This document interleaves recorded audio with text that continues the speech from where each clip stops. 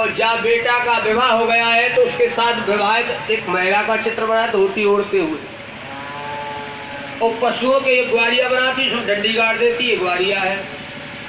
तो जो वानप्रस्थ जो लोग हैं वो राष्ट्र वक्त थे, जनगणना कर लेते तो बताते हमारे जिले में इतने पशु हैं, इतने पुरुष हैं, इतने विवाहित हैं, इतने अविवाहित हैं, इतने पढ़ने जाते, इतने नहीं जाते।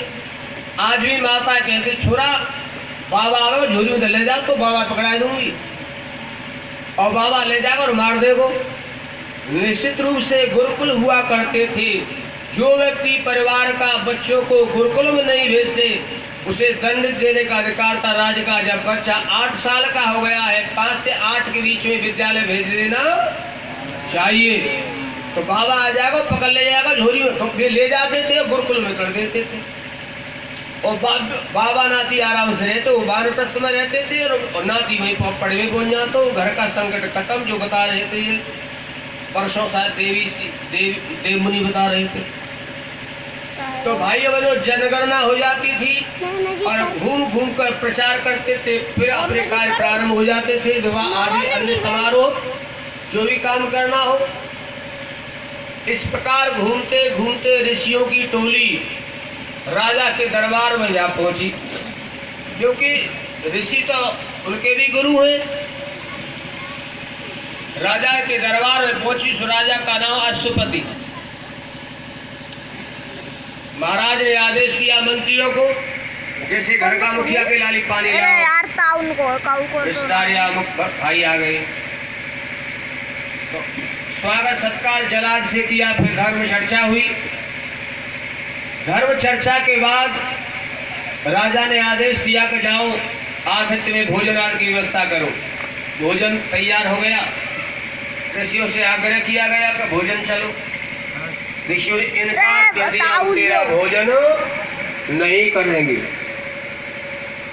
एकदम राजा घबरा गया, पसीना पसीना, मेरा भोजन, ये नई बात कैसे? कहते भाई दही को तिलका लेके राजा हाथ में बांध के समर्पण होकर, उसका मूल मुख्य आशय क्या है? समर्पित होकर कौनी तक हाथ जोड़कर समर्पण हो गया चरणों में, प्रणाम महाराज मुझसे क्या पाप हो गया?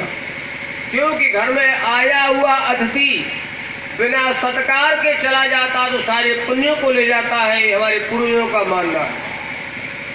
सत्तू वाली कहानी सुनी होगी ब्राह्मण वाली तुमने, वही बात है। महाभारत में आती है कि अतिथि आया घर पर और बड़ा यज्ञ हो रहा था, रायसुई यज्ञ। कहाँ? महाराज युधिष्ठिर के यहाँ।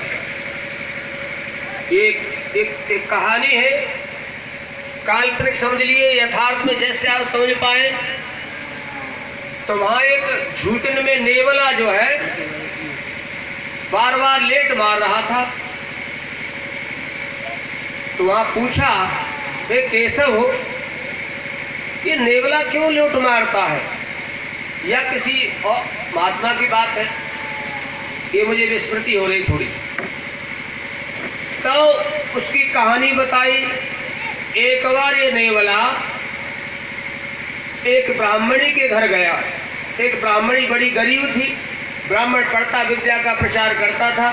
पहले ब्राह्मण तपस्वी हुआ करते थे। कुंभीधान, केवल 8 दिन के लिए भोजन, उसे कुंभीधान कहते थे। अब कहीं से सत्तू मांग के लाए, सुदामा जैसे सत्तू मांग के लाए और बच्चों के लिए थाली तैयार किया।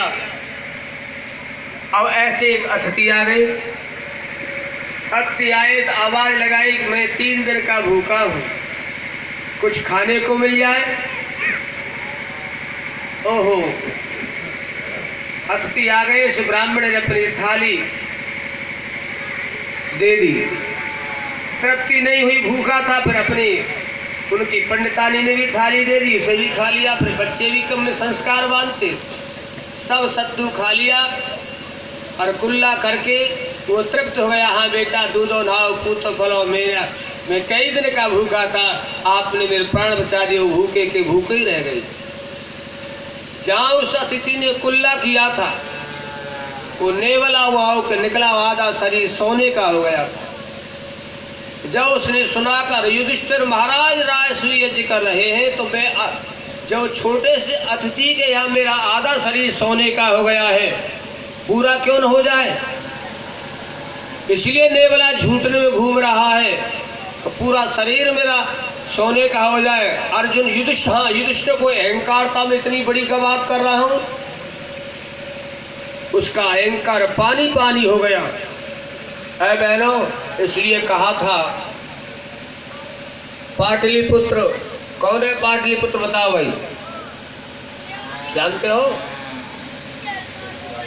चाणक्य।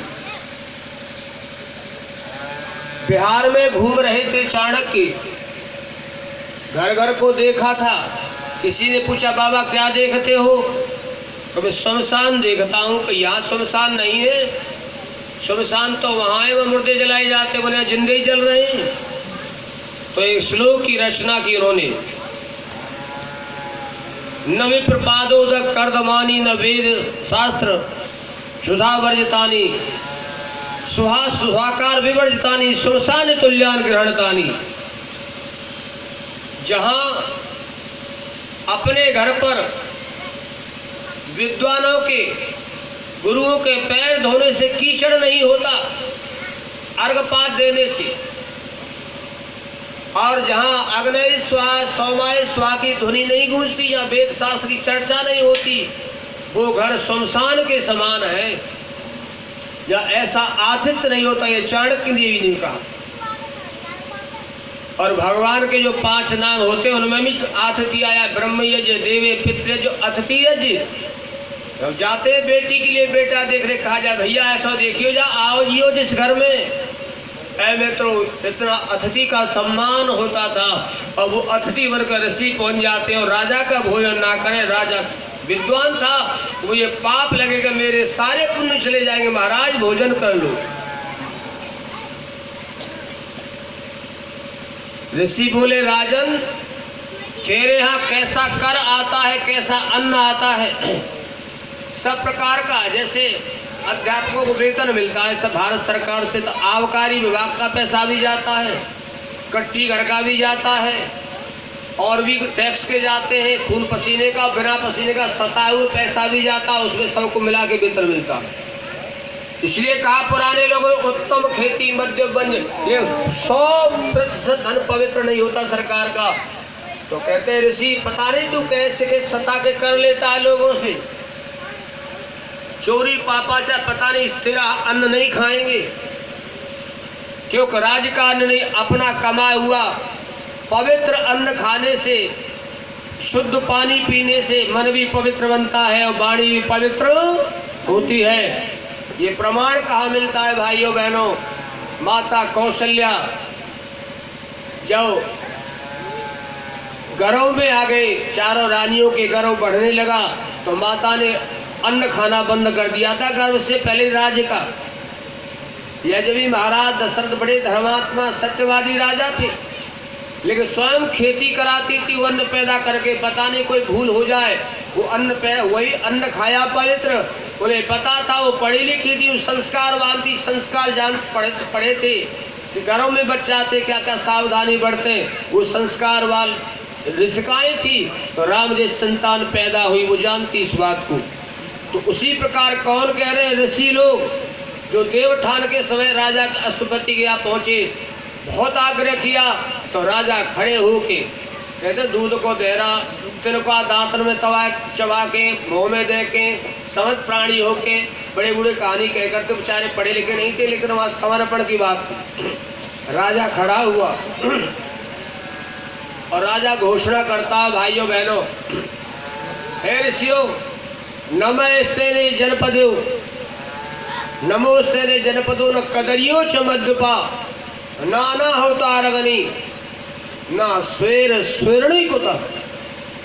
मेरे संपूर्ण राज्य में एक भी चोर नहीं है, नमस्ते जनपदे, न कदरियो, कोई कंजूस नहीं है, सब उदार है, न कदरियो जनपदा, कोई चोर नहीं है, कोई कंजूस नहीं है, अनुदार नहीं है, और एक अभी अगर ऐसा नहीं अग्नि हो तो न होता हो, नाना होता अग्नि। और एक भी मूर्ख नहीं है, सब राजा का हो चाहे रंग का, सब के लिए एक जैसे विद्यालय स्कूल है।